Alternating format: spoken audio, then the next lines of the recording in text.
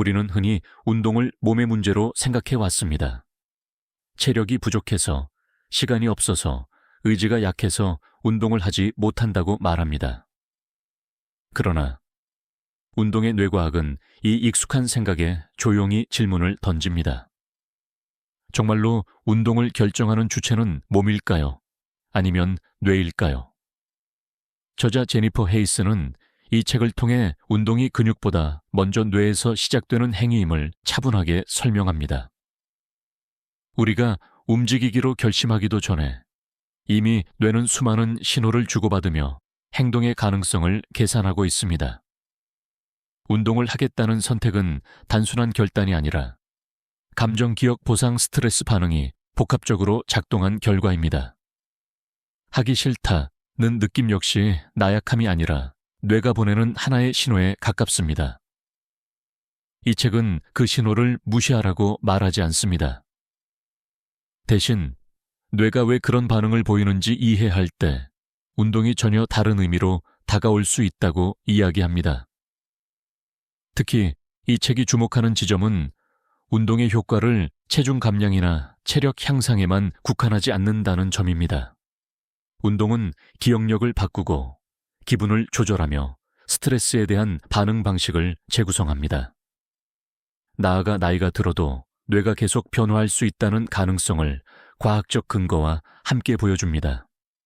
이는 운동이 젊은 사람만의 과제가 아니라 삶의 전 단계에 걸쳐 의미를 지닌 행위임을 시사합니다. 운동의 뇌과학은 독자에게 무리한 목표를 요구하지 않습니다.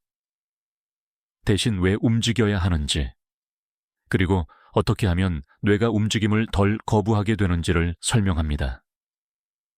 이 책을 읽는 동안 운동은 더 이상 부담스러운 숙제가 아니라 뇌와 몸이 다시 연결되는 과정으로 다가오게 됩니다. 변화는 결심이 아니라 이해에서 시작된다는 사실을 이 책은 처음부터 끝까지 일관되게 전하고 있습니다. 움직이는 순간 뇌가 먼저 반응한다. 우리는 운동을 시작하지 못하는 이유를 흔히 몸에서 찾습니다. 근력이 부족해서, 체력이 떨어져서, 혹은 나이가 들어서라고 말하곤 합니다. 그러나 운동의 뇌과학은 이러한 인식이 실제 원인과는 다소 거리가 있음을 보여줍니다. 운동을 결정하는 진짜 주체는 근육이 아니라 뇌이며 몸은 그 결정에 따라 움직이는 실행기관에 가깝다는 점을 이 장은 차분히 짚어나갑니다. 어떤 움직임이든 시작되기 전 뇌에서는 이미 복잡한 준비 과정이 진행됩니다. 전전두엽은 지금 움직이는 것이 필요한지, 위험하지는 않은지, 얻을 수 있는 보상은 무엇인지를 판단합니다. 동시에 과거의 경험과 기억이 호출되어 이전의 성공이나 실패가 참고 자료로 사용됩니다. 이 과정은 대부분 의식되지 않은 차에 이루어지며 우리가 그냥 하기 싫다고 느끼는 순간에도 뇌는 이미 계산을 끝낸 상태입니다. 즉, 운동은 즉흥적인 결단이 아니라 뇌의 예측과 평가가 반영된 결과라고 볼 수 있습니다. 특히 많은 사람들이 경험하는 하기 싫다는 감정은 의지 부족의 증거가 아니라 뇌가 에너지를 아끼고 위험을 최소화하려는 본능적인 반응에서 비롯됩니다. 뇌는 낯선 활동이나 부담스러운 움직임 앞에서 불확실성을 감지하면 경고 신호를 보냅니다. 이 신호가 바로 귀찮음, 무기력함, 망설임으로 인식됩니다. 책은 이러한 감정을 억지로 누르기보다 왜 그런 신호가 발생하는지를 이해하는 것이 중요하다고 말합니다. 운동 전 뇌의 상태가 행동을 좌우한다는 점도 이 장의 핵심입니다. 스트레스가 높거나 피로가 누적된 상태에서는 뇌의 판단 기준이 훨씬 보수적으로 바뀌며 작은 움직임조차 큰 부담으로 느껴질 수 있습니다. 반대로 안정된 감정 상태와 긍정적인 기대가 형성되면 같은 운동이라도 훨씬 쉽게 시작할 수 있습니다. 결국 운동의 출발선은 헬스장이 아니라 그날의 뇌 상태라고 할 수 있습니다. 이 장은 운동을 시작하지 못한 자신을 탓하던 시선을 거두고 뇌의 작동 방식을 이해하는 쪽으로 독자를 이끕니다. 움직임은 몸에서 시작되는 것이 아니라 생각보다 훨씬 이전에 뇌에서 이미 결정되고 있다는 사실을 인식하는 순간, 운동은 부담스러운 과제가 아니라 조율 가능한 선택지로 바뀌기 시작합니다.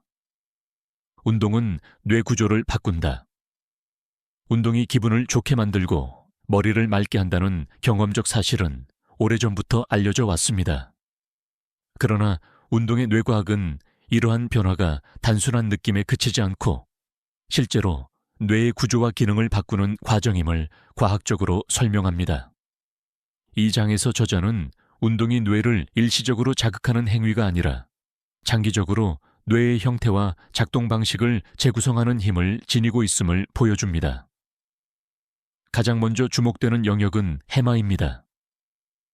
해마는 기억을 저장하고 새로운 정보를 학습하는 데 핵심적인 역할을 담당하는 부위로 스트레스와 노화에 특히 취약합니다. 그러나 꾸준한 운동, 특히 유산소 운동은 해마의 신경세포 생성을 촉진하고 혈류를 증가시켜 이 영역의 기능을 유지하고 강화하는 데 도움을 줍니다. 이는 기억력이 운동을 통해 보호되고 개선될 수 있다는 점을 뇌 구조 차원에서 설명해 줍니다. 전전두엽 또한 운동의 중요한 수혜를 받는 영역입니다. 전전두엽은 계획, 판단, 집중, 자기조절과 같은 고차원적인 기능을 담당하며 일상적인 선택과 행동을 조율하는 중심 역할을 합니다. 운동을 통해 이 부위의 연결성이 강화되면 단순히 몸이 건강해지는 것을 넘어 사고의 유연성과 실행력이 함께 향상됩니다. 이는 운동이 학습 능력과 문제 해결력에까지 영향을 미친다는 사실로 이어집니다. 기저핵은 움직임의 자동화와 습관 형성에 관여하는 영역으로 반복적인 운동을 통해 특히 활발하게 반응합니다. 걷기나 달리기처럼 리듬을 가진 움직임이 지속될수록 기저핵은 해당 행동을 점점 더 효율적으로 처리하게 됩니다. 이 과정은 운동을 점점 덜 힘들게 느끼도록 만들며 습관으로서의 운동이 가능해지는 신경학적 기반을 형성합니다. 이 장에서 강조되는 또 하나의 핵심은 뇌 가소성입니다. 뇌는 어린 시절에만 변화하는 기관이 아니라 적절한 자극이 주어질 경우 평생에 걸쳐 재구성될 수 있습니다. 운동은 그 중에서도 가장 안정적이고 반복 가능한 자극으로 작용하여 노화로 인해 자연스럽게 감소하는 뇌 기능을 완만하게 늦추는 역할을 합니다. 운동의 뇌과학은 이를 통해 배움과 변화가 특정 연령에 국한되지 않으며 움직임을 통해 삶의 전반적인 인지 능력을 지속적으로 가꿀 수 있음을 조용히 설득합니다. 기분은 움직임을 따라 변한다. 기분은 마음의 문제라고 생각되기 쉽지만 운동의 뇌과학은 감정 또한 뇌의 생리적 상태와 밀접하게 연결되어 있음을 보여줍니다.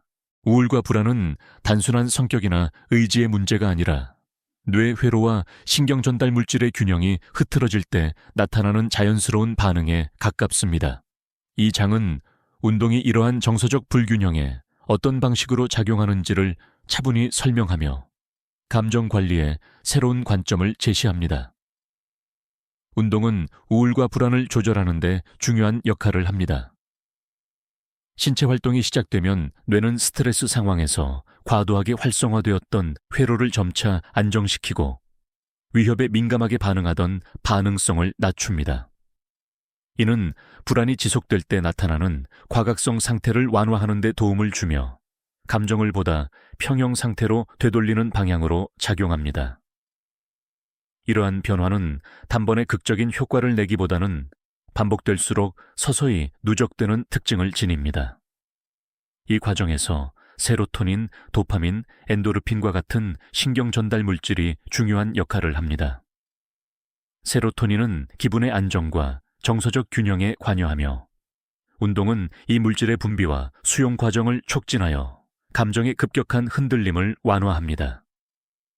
도파민은 동기와 보상과 연결된 물질로 운동 후 느껴지는 성취감과 만족감의 기반이 됩니다. 엔도르핀은 통증을 줄이고 편안함을 느끼게 하여 몸과 마음이 동시에 이완되는 상태를 만들어줍니다.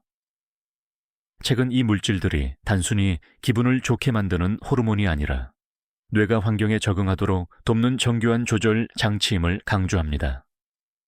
흔히 들리는 운동하면 기분이 좋아진다는 말은 이러한 뇌의 과학적 변화에 근거를 두고 있습니다. 중요한 점은 운동의 강도나 완벽함이 아니라 뇌가 긍정적인 변화를 인식할 수 있을 정도의 반복성입니다. 짧고 가벼운 움직임이라도 지속될 경우 뇌는 점차 감정 조절에 필요한 회로를 강화하게 됩니다. 이 장은 약물 치료와 운동을 대립적인 선택지로 보지 않습니다. 약물이 급성 증상을 완화하는 데 효과적일 수 있다면 운동은 뇌 환경 자체를 개선하여 장기적인 안정성을 높이는 데 기여합니다. 두 방법은 상호 배타적이기보다 개인의 상태에 따라 함께 고려될 수 있는 보완적 수단임을 책은 조심스럽게 설명합니다. 이를 통해 운동은 감정을 억지로 바꾸는 수단이 아니라 뇌가 스스로 회복할 수 있는 조건을 만들어주는 과정으로 이해되기 시작합니다. 집중력과 실행력은 어떻게 만들어지는가? 집중력과 실행력은 흔히 타고난 성향이나 성실함의 결과로 여겨지곤 합니다. 그러나 운동의 뇌과학은 이러한 능력들이 의지의 문제가 아니라 뇌의 기능적 상태에서 비롯된다는 점을 분명히 합니다. 주의하고 계획하며 스스로를 통제하는 능력은 모두 특정 뇌회로의 협력 속에서 만들어지며 운동은 이 회로들을 조율하는 데 중요한 역할을 합니다. 주의력과 계획력, 자기 통제력의 중심에는 전전두엽이 자리하고 있습니다. 전전두엽은 수많은 정보 중에서 무엇에 집중할지를 선택하고 행동의 우선순위를 정하며 충동적인 반응을 조절합니다. 그러나 이 부위는 스트레스와 피로에 매우 민감하여 과부하가 걸리면 쉽게 기능이 저하됩니다. 운동은 전전두엽으로 가는 혈류를 증가시키고 신경 연결을 강화하여 이러한 기능이 보다 안정적으로 유지되도록 돕습니다. 운동이 산만함을 줄이는 이유도 여기에 있습니다. 신체 활동은 뇌에 명확한 리듬과 자극을 제공하며 과도하게 흩어진 주의 자원을 하나의 흐름으로 모아줍니다. 특히 반복적인 유산소 운동은 뇌의 각성 수준을 적절하게 조절하여 지나치게 예민하거나 반대로 무기력한 상태에서 벗어나도록 돕습니다. 그 결과 주의가 덜 분산되고 한 가지 일에 머무르는 시간이 점차 길어지게 됩니다. 이러한 변화는 일상 속 판단력과 의사결정 능력에도 영향을 미칩니다. 집중력이 안정되면 사소한 자극에 흔들리지 않고 상황을 보다 전체적으로 바라볼 수 있게 됩니다. 감정에 휘둘리기보다는 선택의 결과를 차분히 예측할 수 있으며 이는 일상의 크고 작은 결정에서 실수를 줄이는 방향으로 작용합니다. 운동이 삶을 정돈해 준다고 느끼는 이유는 바로 이러한 인지적 안정감에서 비롯됩니다. 꾸준한 운동은 결국 삶의 리듬을 바꾸는 계기가 됩니다.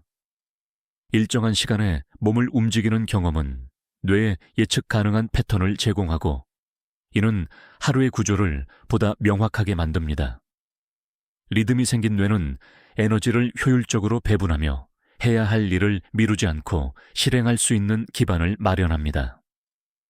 이 장은 운동이 단순히 체력을 기르는 행위가 아니라 집중하고 선택하며 실행하는 능력 전반을 지탱하는 토대임을 조용히 설득하며 마무리됩니다. 스트레스에 강한 뇌는 만들어질 수 있다.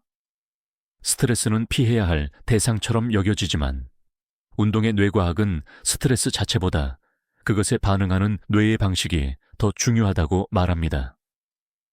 같은 상황에서도 어떤 사람은 쉽게 지치고 어떤 사람은 비교적 빠르게 균형을 되찾습니다. 그 차이는 성격이 아니라 스트레스에 대응하는 뇌회로의 상태에서 비롯됩니다. 이 장은 스트레스에 강한 뇌가 타고나는 것이 아니라 만들어질 수 있는 것임을 차분히 설명합니다. 스트레스 반응의 중심에는 편도체와 시상하부, 그리고 자율신경계가 있습니다.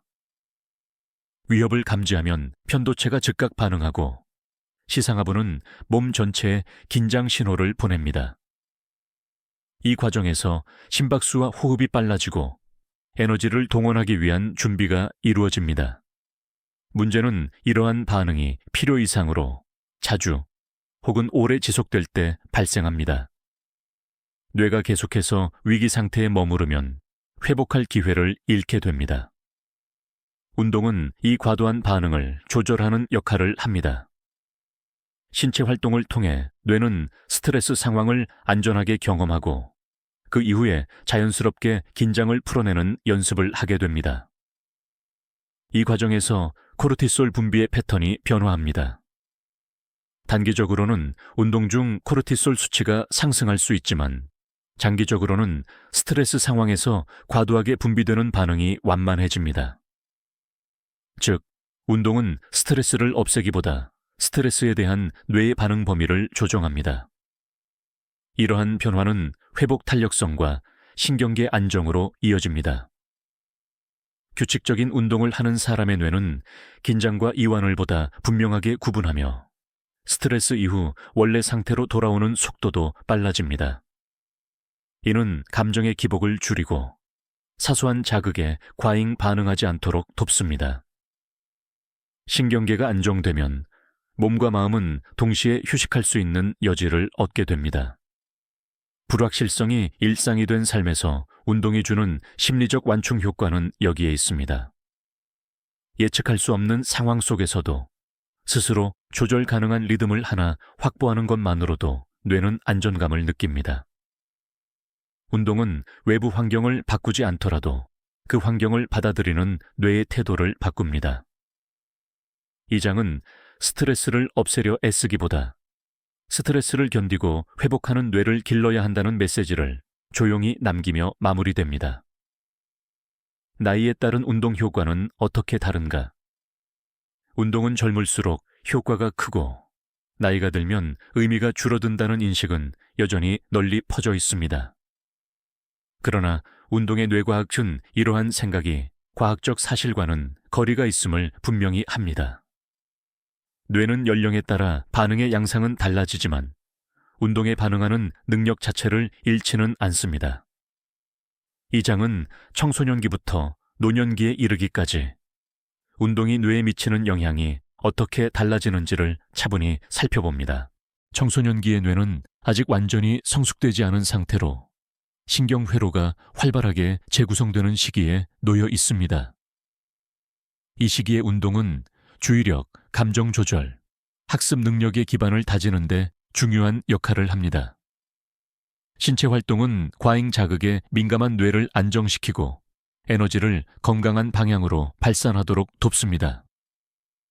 이는 단기적인 체력 향상뿐 아니라 이후 삶의 인지적 균형에도 영향을 미칩니다. 중년기에 접어들면 뇌는 점진적인 기능 변화와 함께 스트레스 부담이 커지는 시기를 맞이합니다. 이 시기의 운동은 감소하기 시작하는 인지 처리, 속도와 집중력을 유지하는 데 기여하며 감정 기복을 완화하는 역할도 합니다. 특히 일과 책임이 겹치는 시기일수록 운동은 뇌가 과부하 상태에서 벗어날 수 있도록 돕는 조절 장치로 작용합니다. 노년기에도 뇌는 계속 변화할 수 있을까요? 책은 이에 대해 조심스럽지만 분명한 답을 제시합니다.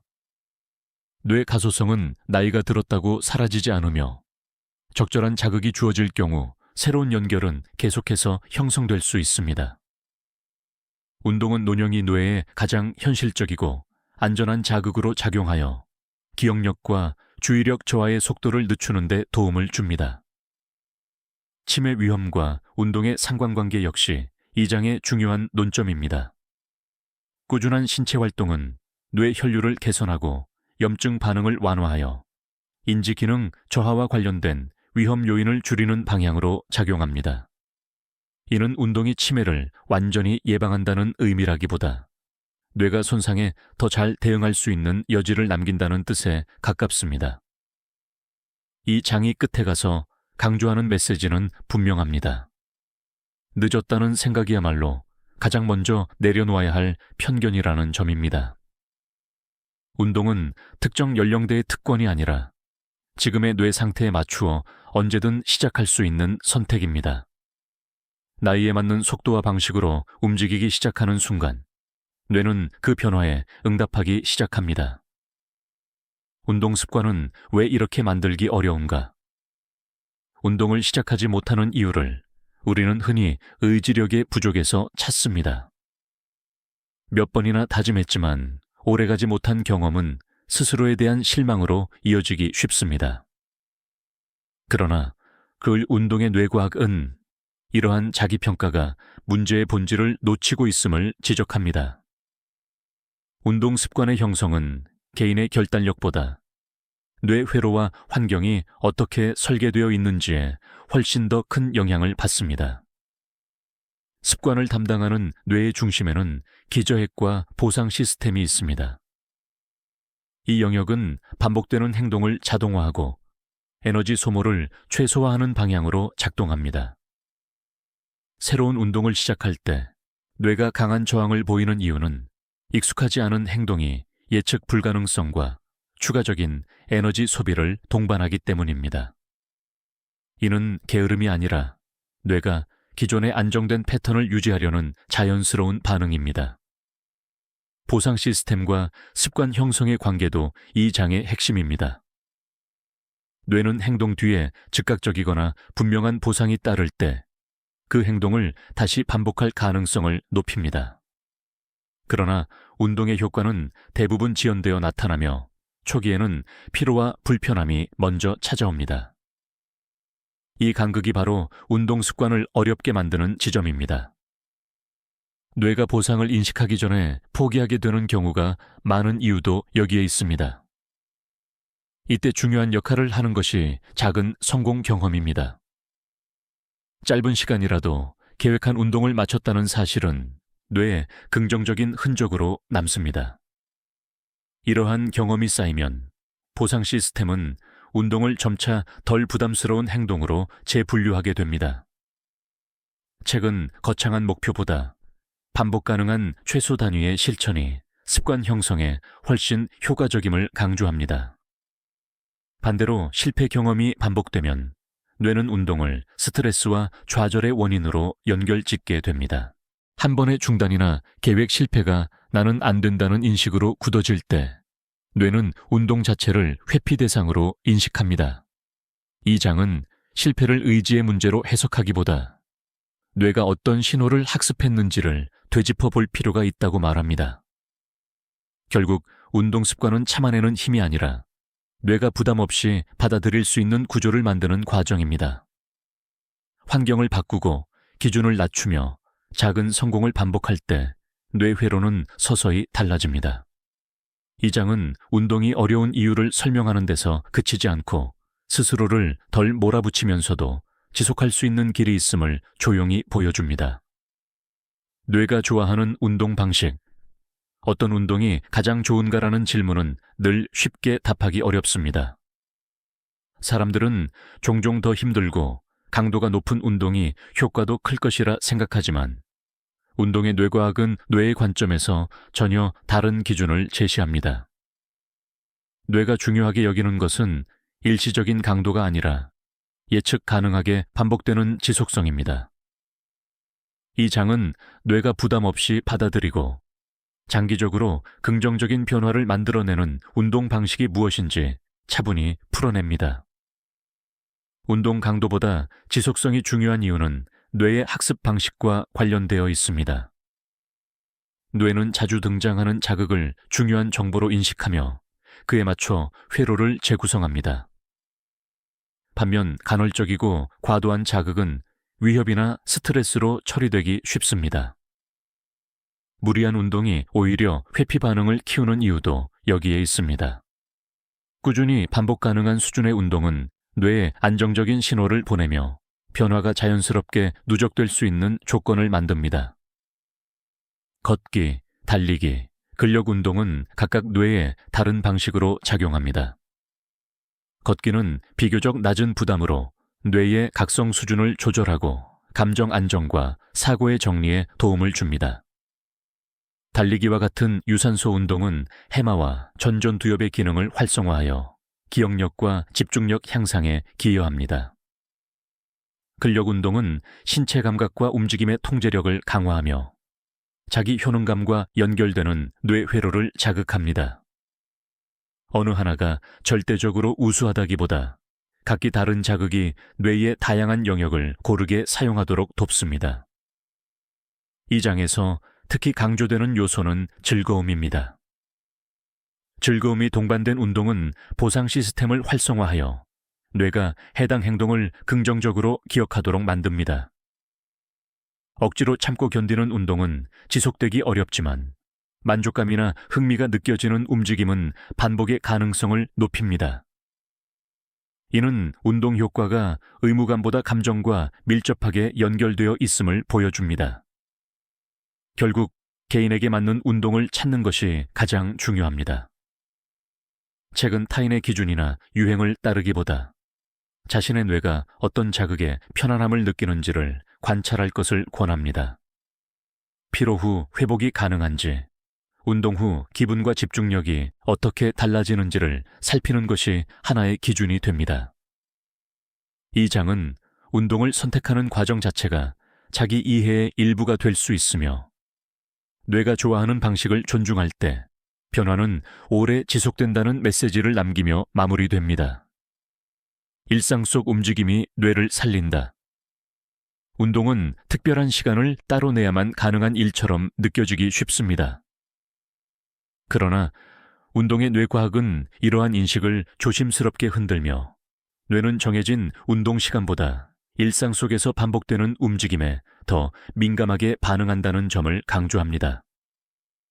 이 장은 운동과 생활 활동 사이의 경계를 허물고 일상의 움직임이 어떻게 뇌 건강을 지탱하는지를 차분히 설명합니다. 뇌의 관점에서 보면 운동과 생활 활동은 명확하게 구분되지 않습니다. 걷기, 일어서기, 몸의 자세를 바꾸는 작은 행동들 역시 신경계를 자극하며 혈류와 감각 정보를 끊임없이 갱신합니다. 이러한 자극은 짧고 가볍더라도 반복될수록 의미를 갖습니다. 뇌는 긴 시간에 집중된 운동보다 하루 전체에 고르게 분포된 움직임을 통해 보다 안정적인 각성 상태를 유지할 수 있습니다. 짧은 움직임이 주는 누적 효과도 이 장의 중요한 주제입니다. 몇 분간의 가벼운 활동은 즉각적인 변화가 느껴지지 않을 수 있지만 이러한 행동이 하루에 여러 번 반복되면 뇌는 이를 중요한 신호로 받아들입니다. 혈류 개선과 신경 활성화가 자주 이루어질수록 집중력과 기분 조절 능력도 함께 유지됩니다. 이는 조금이라도 움직이는 것이 전혀 움직이지 않는 것과는 전혀 다른 결과를 만든다는 사실을 보여줍니다. 반대로 앉아있는 시간이 길어질수록 뇌 건강은 서서히 영향을 받습니다. 장시간의 좌식 생활은 혈액순환을 저하시켜 뇌로 가는 산소 공급을 제한하고 각성 수준을 낮추는 방향으로 작용합니다. 이는 단순한 피로감이나 졸림을 넘어 사고의 둔화와 기분 저하로 이어질 수 있습니다. 책은 이러한 변화를 개인의 나태함이 아니라 현대 생활 환경이 만들어낸 조건으로 설명합니다. 이 장은 실천 가능한 현실적인 전략을 제시하며 마무리됩니다. 엘리베이터 대신 계단을 이용하거나 일정 시간마다 일어나 몸을 풀어주는 것처럼 작은 선택만으로도 뇌는 새로운 자극을 받습니다. 완벽한 계획보다 일상에 자연스럽게 스며드는 움직임이 중요하다는 점에서 운동은 더 이상 부담스러운 과제가 아니라 삶의 일부가 됩니다. 운동의 뇌과학은 이렇게 일상의 움직임이 쌓여 뇌를 살리고 삶의 활력을 유지하는 토대가 된다는 사실을 조용히 일깨워 줍니다. 10장. 운동은 삶의 태도를 바꾼다. 운동의 효과는 체력이나 건강 수치로만 측정되기 어렵습니다. 운동의 뇌과학은 꾸준한 움직임이 뇌의 기능을 변화시키는 데서 그치지 않고 자신을 바라보는 태도와 삶을 대하는 방식까지 서서히 바꾼다는 점에 주목합니다. 이 장은 운동이 어떻게 자기 인식과 자신감, 그리고 삶의 선택 전반에 영향을 미치는지를 차분히 풀어냅니다. 운동을 지속하는 과정에서 가장 먼저 변화하는 것은 자기 인식입니다. 몸의 상태를 살피고 피로와 회복을 구분하며 자신의 한계를 조금씩 조정하는 경험은 스스로를 객관적으로 바라보는 능력을 키워줍니다. 이는 과도한 기대나 무리한 비교에서 벗어나 현재의 자신을 있는 그대로 인식하게 만드는 계기가 됩니다. 이러한 인식의 변화는 작은 성취를 긍정적으로 받아들이는 토대가 됩니다. 몸을 돌보는 행동은 곧 자존감으로 이어집니다. 운동은 즉각적인 결과보다 나를 위해 시간을 쓰고 있다는 감각을 반복적으로 제공합니다.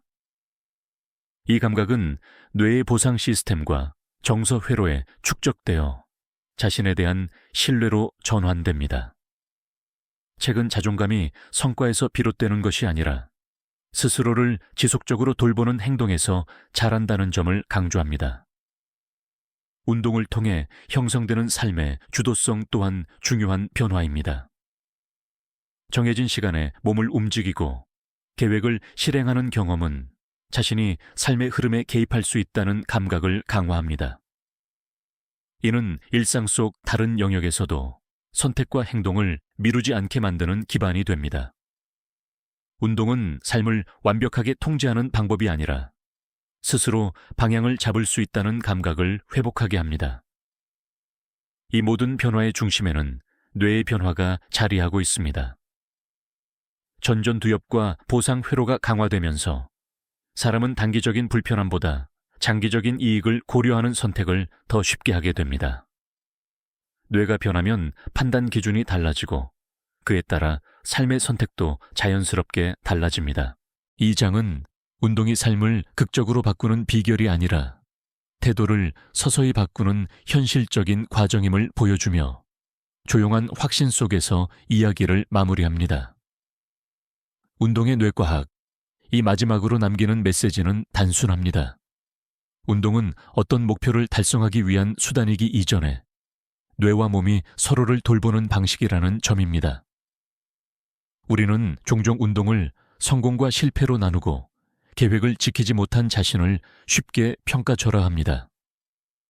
그러나 이 책은 그러한 판단의 기준 자체가 뇌의 작동 방식과 어긋나 있음을 보여줍니다. 뇌는 완벽한 계획보다 반복되는 안정감을, 큰 결심보다 작은 실천을 더 신뢰합니다. 책의 마지막에 다다를수록 운동은 더 이상 특별한 행위가 아닙니다.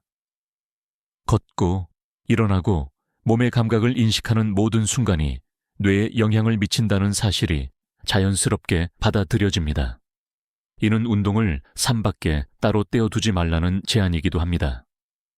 일상의 움직임이 쌓여 뇌의 회복력과 안정성을 만들어간다는 점에서 운동은 생활 그 자체와 연결됩니다. 또한 저자는 나이에 대한 편견을 조심스럽게 걷어냅니다. 뇌는 생각보다 오래 변화할 수 있으며 늦은 시작이 무의미하지 않다는 점을 과학적으로 설명합니다. 이는 노화에 대한 두려움을 줄이고 지금 이 순간에도 선택의 여지가 남아있음을 알려줍니다. 운동은 시간을 되돌리는 방법이 아니라 남아있는 시간을 더 또렷하게 살아가게 하는 도구에 가깝습니다. 이 책을 덮고 나면 독자는 더 이상 얼마나 운동해야 하는가를 먼저 묻지 않게 됩니다. 대신 내 뇌는 지금 어떤 상태인가, 어떤 움직임이 내게 부담이 덜한가를 생각하게 됩니다. 운동의 뇌과학은 정답을 제시하기보다 몸과 뇌를 대하는 태도를 바꾸도록 이끕니다. 그 변화는 크지 않지만 오래 지속될 수 있는 방향으로 조용히 독자를 이끌며 책은 마무리됩니다. 영상이 마음에 드셨다면 구독과 좋아요, 알림 설정 부탁드립니다. 좋아요와 구독은 앞으로 더 따뜻한 이야기를 이어가는 큰 힘이 됩니다. 고맙고 감사합니다.